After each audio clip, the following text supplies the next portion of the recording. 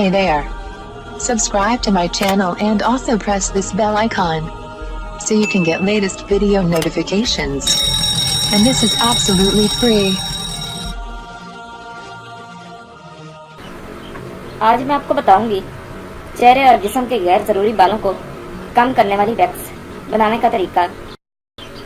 अज्जा: ब्राउन शक्कर या गुड़ 500 ग्राम, अर्के गुलाब 1 कप, ग्लिसरीन 4 खाने के चम्मच, टाटरी पाउडर 1 चाय का चम्मच। बनाने और इस्तेमाल करने का तरीका।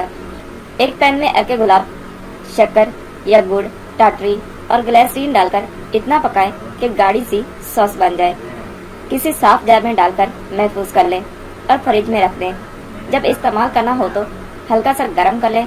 इस वैक्स से न सिर्फ चेहरा मुलायम होता है बल्कि बालों की नशोनुमा कम होती है और वैक्स के बाद दाने भी नहीं निकलते। बेहतरीन नताज के लिए इस वैक्स को हर 15 रोज के बाद इस्तेमाल करें। साथ साथ गैर जरूरी बालों को खत्म करने वाली क्रीम इस्तेमाल करें। मुसलसल इस्तेमाल से गैर जरूरी बाल आहिस्ता आहिस्ता कम होकर खत्म हो जाएंगे।